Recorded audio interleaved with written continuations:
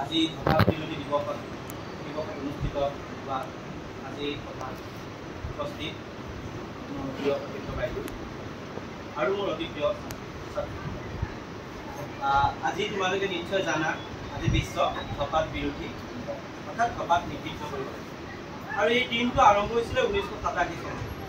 1987 চনৰ আজি দিনটো অৰ্থাৎ 31 মে' এই দিৱসটো তেতিয়াৰ পৰাই পালন কৰি আহিছে আজি পৰ্যন্ত বা ভৱিষ্যতলৈও পালন কৰি যাব।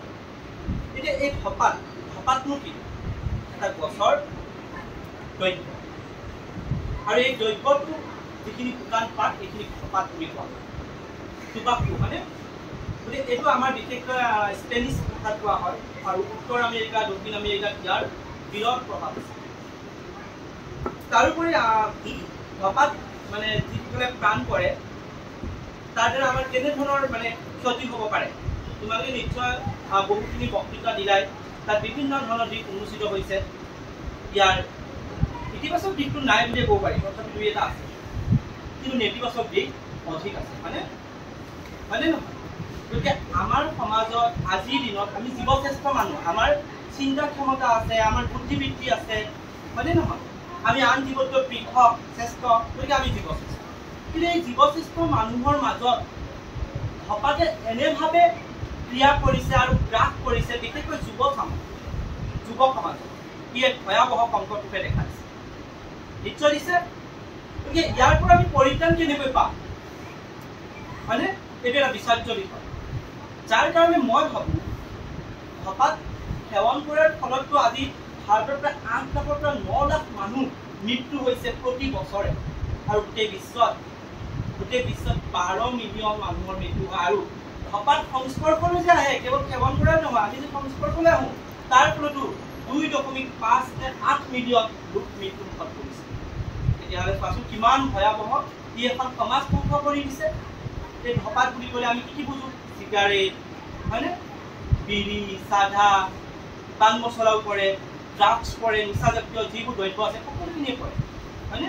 আৰু এইবোৰ সেৱন কৰাৰ ফলত কেৱল কেঞ্চাৰ যে হয় এনেকুৱা নহয়, বুকুৰ বিষ হয়, হাৰ্টৰ প্ৰব্লেম হয়, ষ্ট্ৰক হয়, বুকুৰ জ্বলা পোৰা কৰে, ছালৰ বৰণ সলনি হৈ যায়, ছালবোৰ কুটুৰা কুটুৰ হৈ যায়, দেহৰ বৰণ হালধীয়া হৈ যায়, এনেকৈ বিভিন্ন ধৰণৰ ৰোগে দেখা দিয়ে।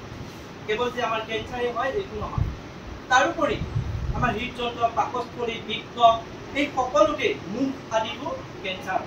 আমি চাবাচোন আমাৰ সাধাৰণতে ল'ৰা ছোৱালীয়ে খায় আৰু আজিকালি মহিলায়ো খায়, যেতিয়া খায় তাত লিখা থাকে যে কেঞ্চাৰ হয় ইয়াৰ, তাৰপিছতো খায়।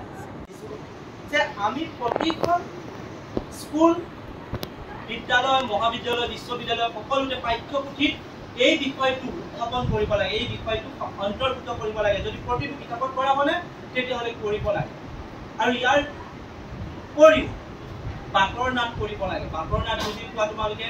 বাটৰ নাট কৰিব লাগে, আমাৰ নাটকবোৰৰ জৰিয়তে কৰিব লাগে, সজাগতা সভা সৃষ্টি কৰিব লাগে, হয়নে? তাৰোপৰি অধিক ব্যায়াম আৰু যোগ অভ্যাস কৰিব লাগে, কাৰণ ব্যায়ামে কি কৰে? মানুহ এজনক সুস্থ হিচাপে গঢ়ি তোলে, মন শান্তি কৰি তোলে, মানে ব্যায়াম কৰা মানুহৰ মানে কি হয়? এই বস্তুটোৰ প্ৰতি আসক্তি কমি যায়। কোনোবাই যদি চিগাৰেট খাই থাকে, তেওঁ যদি সদায় ব্যায়াম কৰা হয়, সেই চিগাৰেটৰ প্ৰতি আসক্তি কমি যায়, কাৰণ সুস্থ মগজু এটা পৰিচালিত কৰে। কাৰণ এৰিষ্টটলে কৈ গৈছে, সুস্থ দেহত সুস্থ মন গঢ়ি তুলিলেহে প্ৰকৃত শিক্ষা লাভ কৰিব পাৰি, হয়নে নহয়? গতিকে আমি ব্যায়াম কৰিব লাগিব। তাৰোপৰি মানসিক চাপৰ পৰা আঁতৰত থাকিব লাগিব। বহু মানুহে এইকাৰণে নিচা খায়, মই বহু প্ৰমাণ পাইছোঁ যে অধিক চিন্তাৰ পৰা আঁতৰি থাকিবৰ কাৰণে নিচা সেৱন কৰে। গতিকে মানসিক চাপৰ পৰা মানুহ আঁতৰি থাকিব লাগিব, আৰু এই মানসিক চাপ নহ'বৰ কাৰণে ব্যায়াম কৰিব লাগে। তাৰোপৰি যেতিয়া নিচা সেৱন কৰে, ভৱিষ্যতৰ ভয়াৱহতাৰ সম্পৰ্কে চিন্তা কৰাৰ লগতে পিতৃ মাতৃৰ কথা চিন্তা কৰিব লাগে। কোনোবা যদি দেউতাক আছে, তেওঁলোকে সন্তানৰ কথা চিন্তা কৰিব লাগে, অৰ্থাৎ পৰিয়ালটোৰ কথা চিন্তা কৰিব লাগে। তেতিয়াও কিন্তু এই বস্তুটো লাহে লাহে লাহে লাহে ক্ৰমান্বয়ে নাইকিয়া হয়। এই কথাকেইটা যদি তোমালোকে অৱলম্বন কৰিবলৈ মানে আমাৰ সমাজখনে অৱলম্বন কৰে, তেতিয়াহ'লে নিকা হ'ব, বহুখিনি নিকা হ'ব, যদিও সম্পূৰ্ণ পৰিমাণে নহয়, হয়নে? এইখিনিৰ পৰা আমাৰ সাৱধান হ'ব লগা হৈছে, যে বিশেষকৈ যেতিয়া যুৱ সমাজ এইখিনি ক্ষেত্ৰত বেছিকৈ আগ্ৰাসিত হৈছে। গতিকে এইখিনিৰ পৰা আঁতৰিবলৈ হ'লে আমি এই পদ্ধতিখিনি অৱলম্বন কৰিব লাগিব। আৰু এই পদ্ধতিখিনি অৱলম্বন কৰিলে মই ভাবোঁ যে হপাত নিজে নিজে নাইকিয়া হৈ যাব আৰু মানুহৰ আসক্তিবোৰ নাইকিয়া হ'ব। গতিকে এইখিনি কৈ মোৰ বক্তব্য সামৰণি মাৰিছোঁ।